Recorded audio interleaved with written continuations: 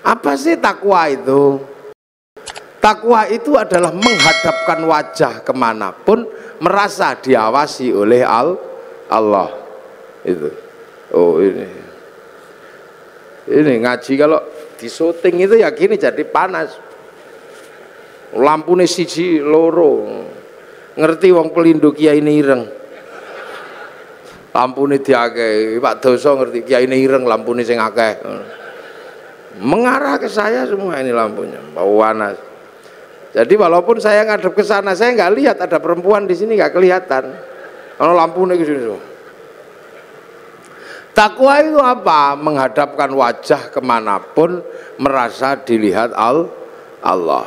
Nah, makanya orang bertakwa itu menjalankan perintahnya, menjauhi larangannya, karena kemanapun merasa melihat Allah. Lah kenapa kalau merasa melihat Allah, merasa dilihat Allah, merasa diawasi Allah, kok harus puasa? Ya memang itu caranya. Karena manusia itu nggak kenal Allah. Ini nggak kenal. Tapi manusia yang asli kan kenal. Manusia itu yang asli kenal Allah, harus tahu ketemu kok. Sudah pernah dep-depan sama Allah manusia itu. Ditanya sama Allah, kamu lupa nggak kalau aku ini Tuhanmu? Enggak ya Allah, aku akan ingat engkau Tuhanku. Alastu bi rabbikum? Qalu bala syahidna. Ya, saya akan. Ya sudah, kamu turun sekarang. Fanfukur ruh, maka manusia dari langit diturunkan ke dunia. Langit bus turunkan ke dunia. Ditaruh di mana? Ditaruh di daging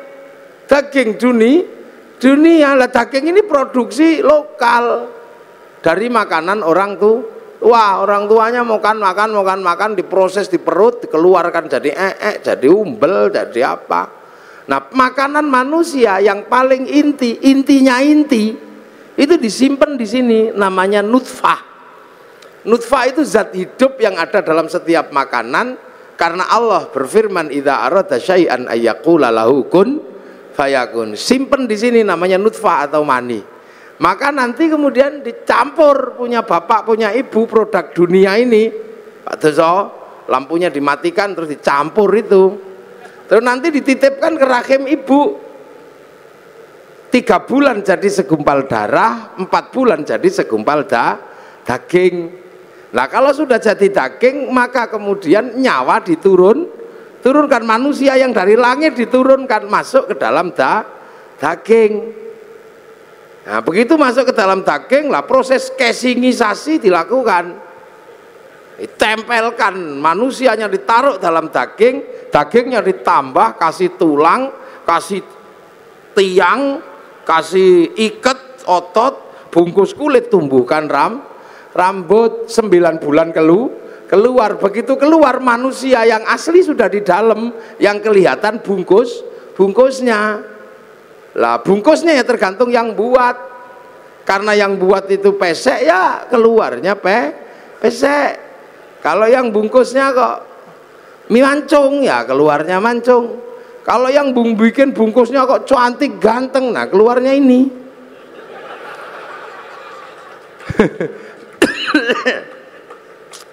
Lah ini maka perempuan itu tempat menanam itu menumbuhkan. Makanya Islam mengajarkan nisaukum harsul lakum, perempuanmu untuk menanam. Proses casingisasi di perempuan. Makanya perempuan itu seperti sawah. Ini sawahnya laki-laki ini yang punya sawah. Nah sawah itu untuk nanam. Makanya kalau pengen tanamannya bagus, sawahnya harus bersih. Jangan kok penuh sampah, jangan penuh kotoran, jangan terlalu banyak rumput liar. Makanya biar sawahnya bersih, laki-laki punya tugas membersihkan sawah, belikan lipstik, belikan gelang, masukin salon. Itu loh bener, itu sampean yang punya sawah ini harus bersih, harus tampil cantik. Biar tumbuhannya bagus. Sawah nggak boleh kering, sawah harus selalu basah dan selalu dipupuk. Nah perempuan juga harus selalu senang hatinya. Makanya agar perempuan senang hatinya, dia harus selalu dikasih uang. Loh yang laki-laki dengerin, jangan kau terpura-pura nggak denger. Iya, ini yang perempuan ini, karena sawah harus selalu basah dan senang. Sawah itu kalau dikasih tanaman nggak boleh dibakar, maka begitu juga perempuan kalau ditanami nggak boleh marahi, maka perempuan itu nggak elok kalau dimarahi. Iya, perempuan kalau marah-marah boleh, karena perempuan itu kalau marah-marah sebenarnya lagi buang sampah. Bener, perempuan itu buang sampah karena kehidupan perempuan itu lebih susah dari laki. Perempuan itu pusing. Makanya perempuan itu stres. Saya pernah jadi perempuan sehari aja nggak kuat. Iya, saya pernah jadi perempuan sehari nggak kuat. Gara-gara saya ribut sama istri saya. Ribut itu perkaranya apa? Perkaranya anak. Saya pulang ke rumah itu berantakan. Saya ngomel sama istri saya, ya dede, sing rewang sakmene akeh, sudah banyak yang rewang, santri sakmene, kok yo masih rusuh kayak gini. Mungkin lagi head kayaknya istri saya. Langsung nyelantap itu, Mas, jangan gitu. Saya nggak pernah merasakan jadi perempuan. Anakmu ini ayo gitu.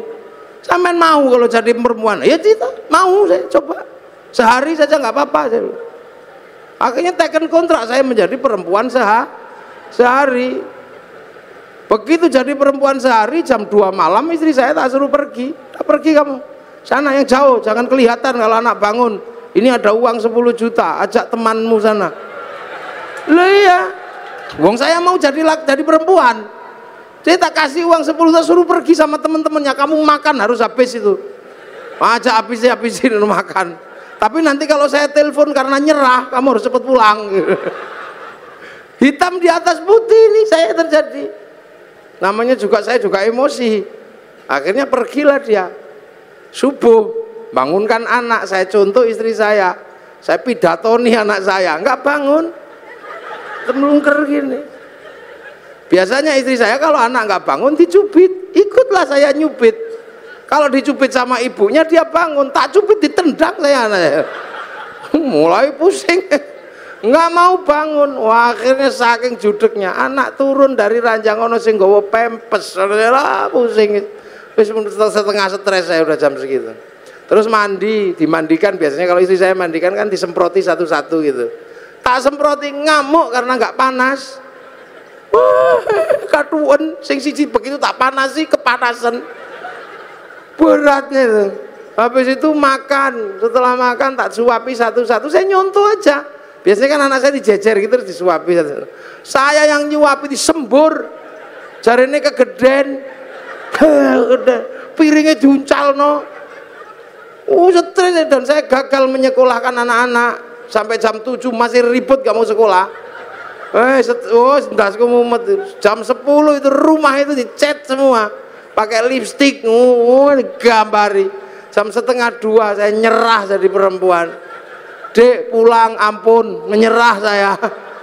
Pulang ternyata istri saya sudah di tetangga gitu, langsung pulang. Iya saya ngerti sampean gak akan kuat. Tak cekel tangannya, tak ambung ping pitu itu saya. Semenjak itu saya tahu bener-bener jadi perempuan itu beratnya luar biasa.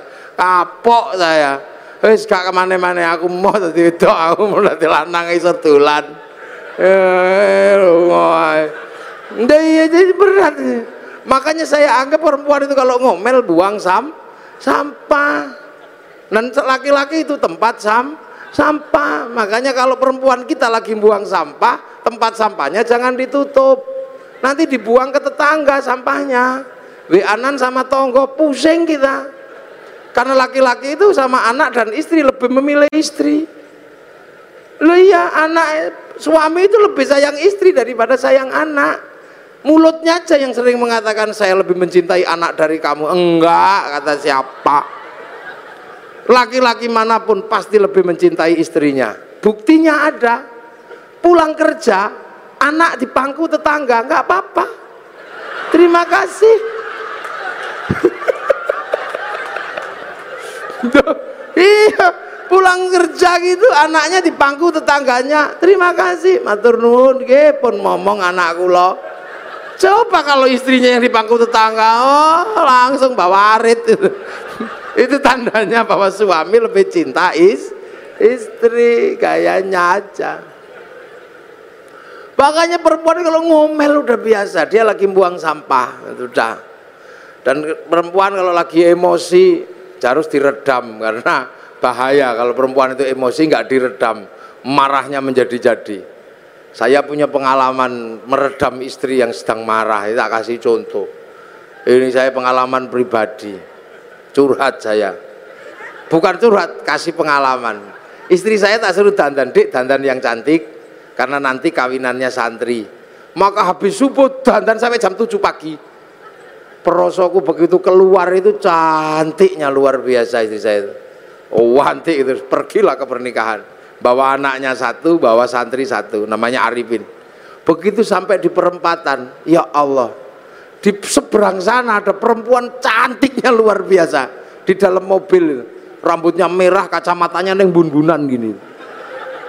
Lelaki-laki lihat gitu yang merucut, ya Allah Pin, ayu nita itu. Lah begitu saya bilang itu lupa kalau bawa istri. Saya dicubit dari belakang itu sakitnya luar biasa. Sampai hari ini masih kerasa sakitnya. Padahal sudah 3 tahun yang lalu. Wah, akhirnya saya bilang enggak deh, ya enggak mau ngomel berang dasar matanya laki-laki. Wah, mau ngomong enggak deh, enggak mungkin, saya udah terlanjur ngomong. Wah itu alisnya itu udah letrek semua itu sini-sini nggak ada. Wong nangis. Saya menyesal tapi apa guna, udah terlambat. Sebenarnya saya menyesal juga tapi wis kadung cuwit sakit dicakar kelambi belakang saya suwek emang. Dihotel emosi perempuan kok singo kalau udah emosi. Enggak peduli itu. Perempuan itu kalau udah emosi nggak peduli mau dimanapun lagi. Cakar-cakar udah. Akhirnya saya redam, Dek. Memang aku tadi lihat perempuan cantik, iya tapi dasar matanya laki-laki udah tersembunyi masih bisa dilihat. Iya karena aku laki-laki, Dek. Laki-laki itu melihat perempuan cantik tersembunyi apapun pasti tahu, karena aku laki-laki. Kalau aku nggak mampu melihat perempuan yang cantik dan tersembunyi, mana mungkin aku dulu menemukanmu. Itu langsung kendor cubitannya itu. Coba kalau istri saya tak bawa, saya kan bisa nanya langsung itu. Masya Allah, gak boleh emosi. Itu perempuan itu untuk nanam lah, makanya ini sampean-sampean ini jangan lupa ini sawah, perbaiki sawahnya, kasih lipstik, jangan banyak sampah. Masuk perempuan daster modal ojo. Kasih uang biar senang perempuan itu. Kalau senang hidupnya tentram, anaknya juga ikut senang. Jangan suka dimarahi. Kalau dimarahi emosi perempuan, kalau dimarahi panas hatinya. Di bawah hati atau di atas hati ada payudara, karena jantung itu di bawah payudara. Dan jantungnya panas, payudaranya ikut panas. Air susunya panas. Baterai santan ini belundu, diminum bayi ya bengek. Makanya kalau teteknya nggak sehat bayinya bengek. Maka ada istilah tetek bengek.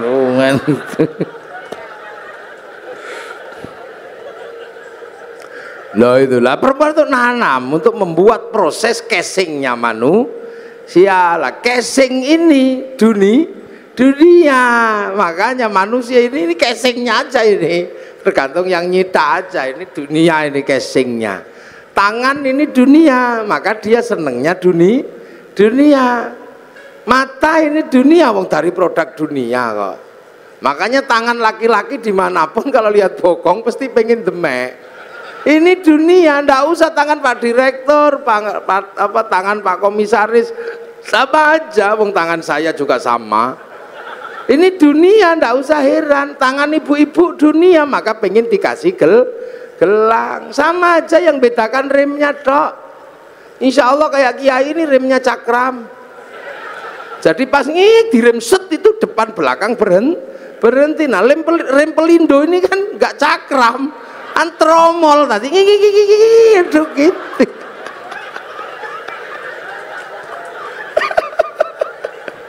Lah itu di dunia. Loh makanya yang dunia, yang berasal dari dunia, ya senengnya dunia. Mata ini ya senengnya dunia. Kaki ya senengnya dunia, telinga senengnya dunia. Nggak usah heran. Makanya kalau kita dengar adzan Allahu Akbar, Allahu Akbar, yang nyawanya, yang manusia, yang asli, yang dari langit, yang kenal Allah, tek pengen sholat, tapi bokong ini kan dunia. Makanya ya duduk aja sampai kiainya Robbana ya Robbana, karena nunggu bokongnya belum berangkat. Robbana ya Robbana udah kelamaan nggak dateng ya tombo ati wis pegel nambah niatine dhewe. Kalau udah capek nggak dateng baru kiainya ngamuk, diuruki anjang baru jeruan dal teko itu. Itu dunia ya begitu. Ada orang minta gitu, paring den, tek pingin ngasih yang nyawa ini, yang akhirat. Tapi tangan ini kan dunia, begitu masuk saku, oh kasap 1.000, minggir 50, cari yang 2.000, lemas itu ya biasa. Yang donya. Makanya jangan heran kalau sholat Allahu Akbar. Ini kan pengen ngadep Allah, ini wajah tuh iya. Tapi mata ini dunia, ya nggak bisa. Begitu melek ini ya. Oh sarungnya bolong ya, nggak bisa. Allahu Akbar. Kuping ini dunia, begitu toh tet bel kantor masuk. Kalau ada bakso ting bakso. Hujan kretek ya Allah sepatuku kudanan. Nggak bisa yang dunia, wong ini memang dunia. Allahu Akbar. Bismillahirrahmanirrahim. Sabbihisma rabbikal a'la alladzi khalaqa fasawwa walladzi qaddara fahada. Suwe. Lama ini yakin suwe.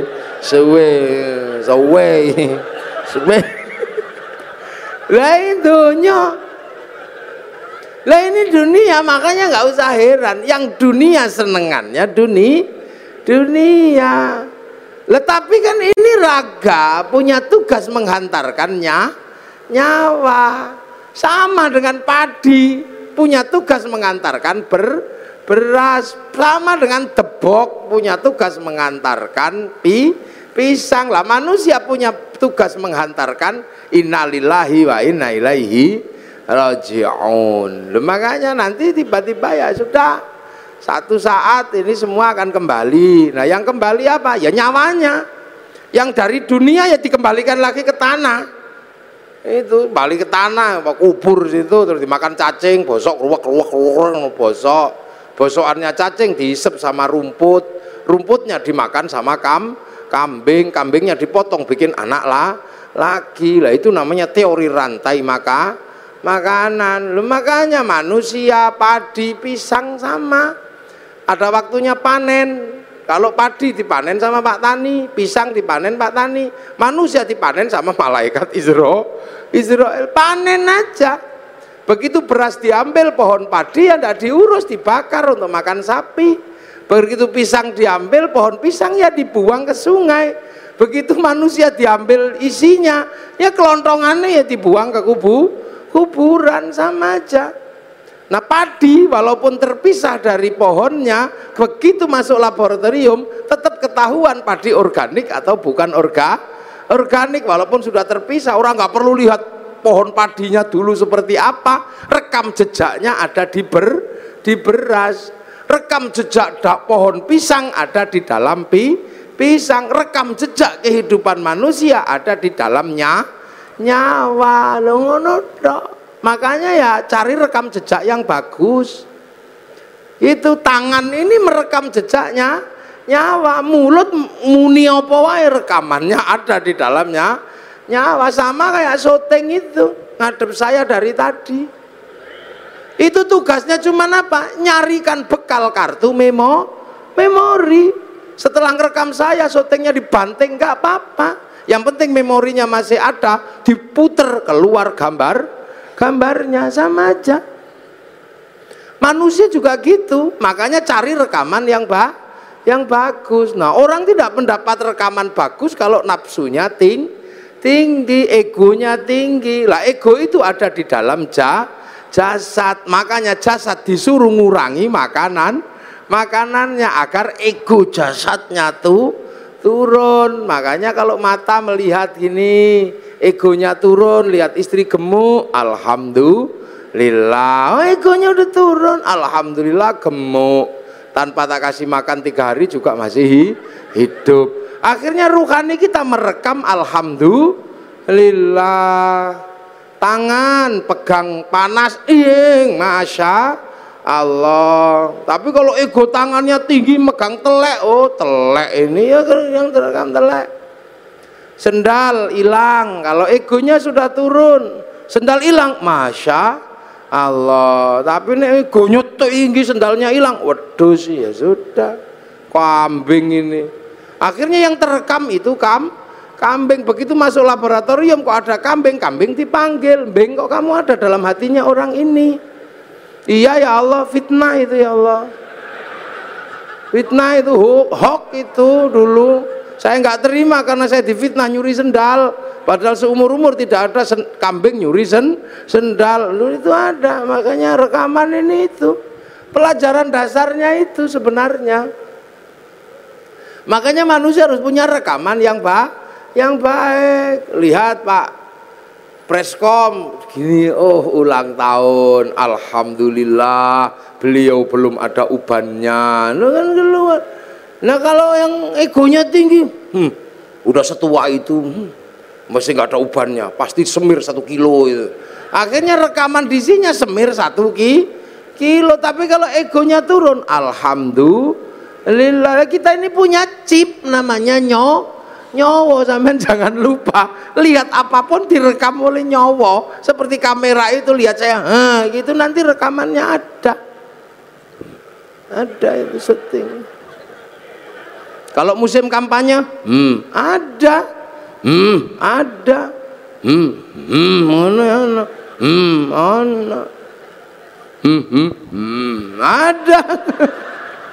Itu rekamannya ada semua itu di situ nanti. Sama dengan manusia, dingke wong adus, ono sesuk rekamane. Begitu diputer metu meneh rekamane sampean saumur urip ada. Makanya rekamlah yang bagus. Nah, agar rekamannya bagus, nafsunya harus diturunkan. Lah nafsu diturunkan dengan cara puasa. Makanya orang kalau puasanya ini kuat, nafsu egonya turun. Sebab apa?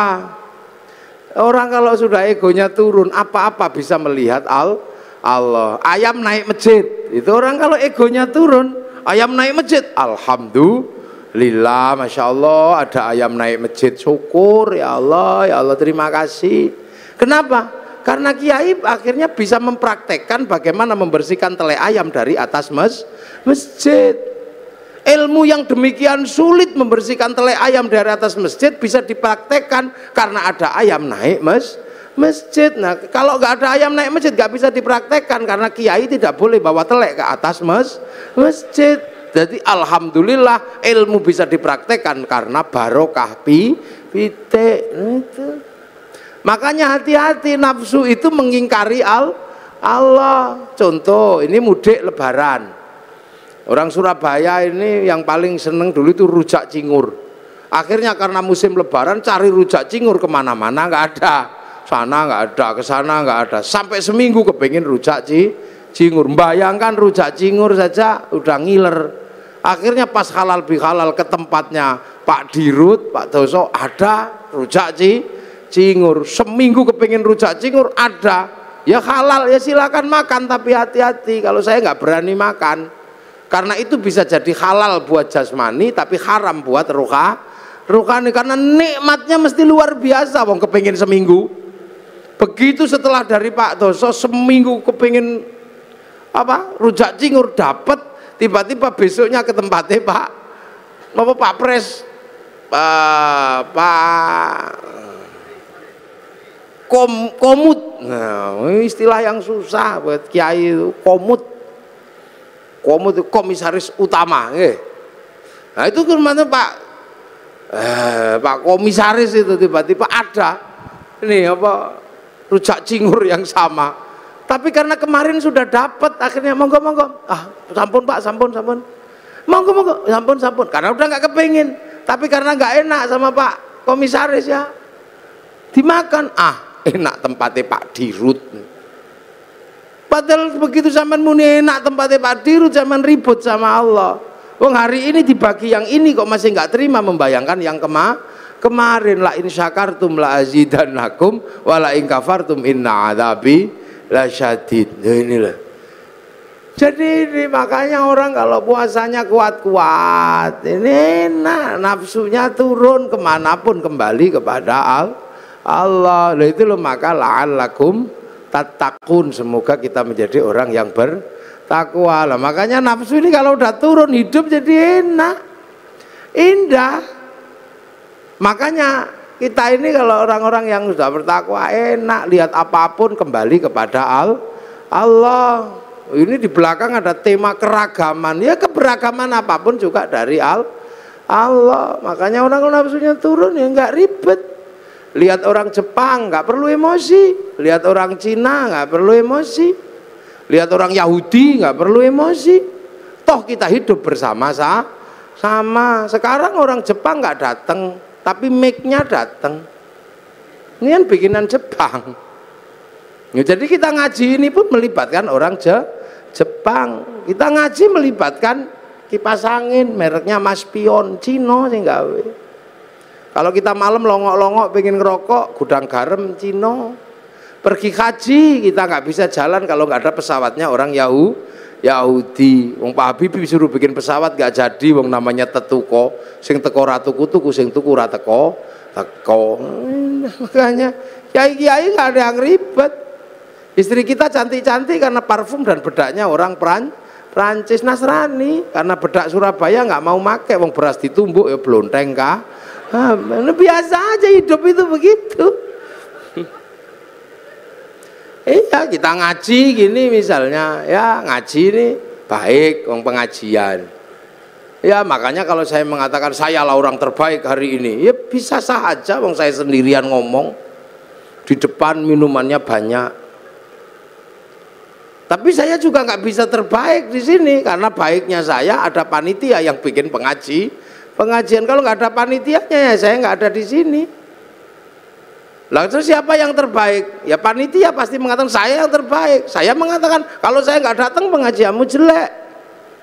Lah itu baru dua udah ributnya luar biasa. Belum lagi kalau sampean ikut-ikutan. Ya ini menjadi baik karena saya mau hadir.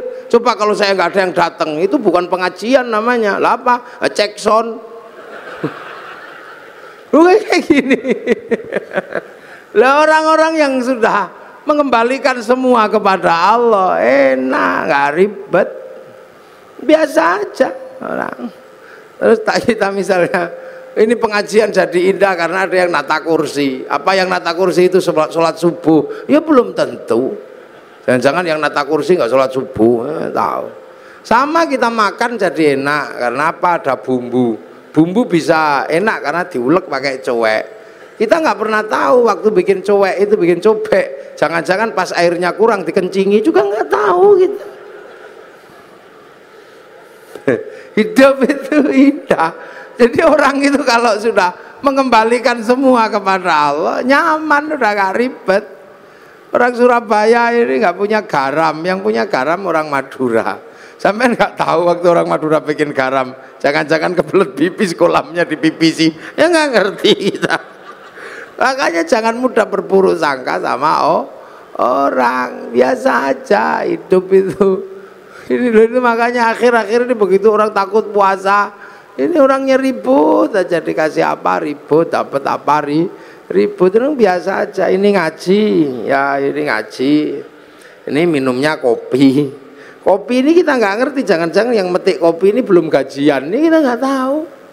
Jangan-jangan yang metik kopi malah mati digigit ular. Maka semua kembalikan aja deh kepada Allah. Nah ini syaratnya apa? Nafsunya turunkan. Minimal dengan mengurangi makan kita bisa berlatih untuk menghadirkan dalam setiap kehidupan merasa ada Allah, sehingga apapun rekamannya bagus. Makanya kepala sering diajak ngerekam kalau zikir la ilallah, la ilallah, la ilallah, biar kepalanya ini merekam Allah, tangannya pakai tasbih Allah, ya Allah, ini rekamannya Allah, semua direkam. Makanya sampean jangan heran, rekaman kita ini terhubung langsung dengan servernya Allah, namanya Lauhil Mahfud. Sama kayak sampean, karena punya kartu handphonenya, bisa di GPS kemanapun. Sama dengan manusia, mau lari kemanapun di GPS sama Allah. Loh ya inilah, nah ini yang bisa kita ambil dari yang namanya puasa itu ini. Nah ini halal bihalal ini Pak, ini amma ba'du. Nah ini baru muqaddimah selesai. Lu saya belum mulai ngaji. Lah kan saya baru amma ba'du. Lu ngajinya kiai itu ada amma ba'du. Dari tadi sudah amma ba'du belum saya? Ya belum. Ini baru amma ba'du. Jadi ini baru muqaddimah. Ini baru pembukaan.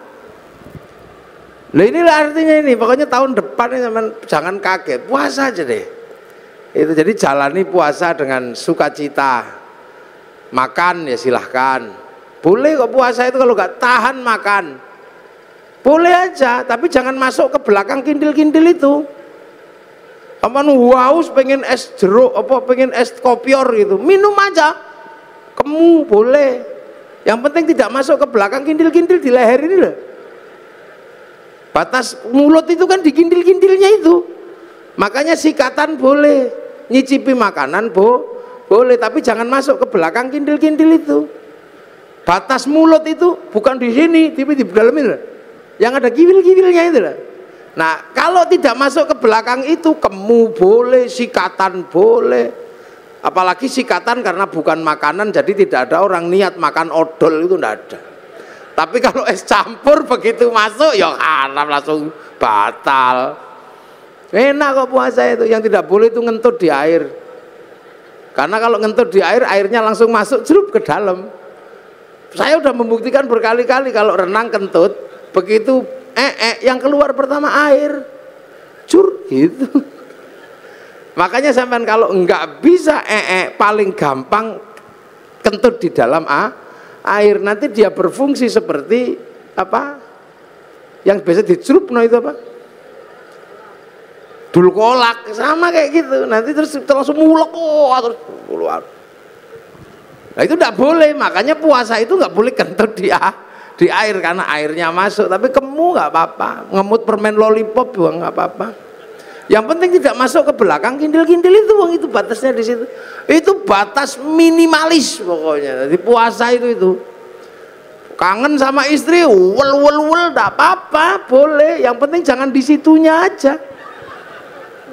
Ini yang kadang orang tidak memahami, dipikir ngono ra oleh demok, boleh aja. Keuangan ya wel, gludung. Yang penting jangan itunya aja. Kalau bisa, kalau enggak ya jangan. Duit apa sih itu? Sore-sore masak, ngicipi boleh, yang penting tidak ditelan sampai ke belakang. Til-kintil. Itu aja. Nah inilah makanya semoga ini mengingatkan kita semua tentang puasa. Selebihnya nanti ada hal yang lain.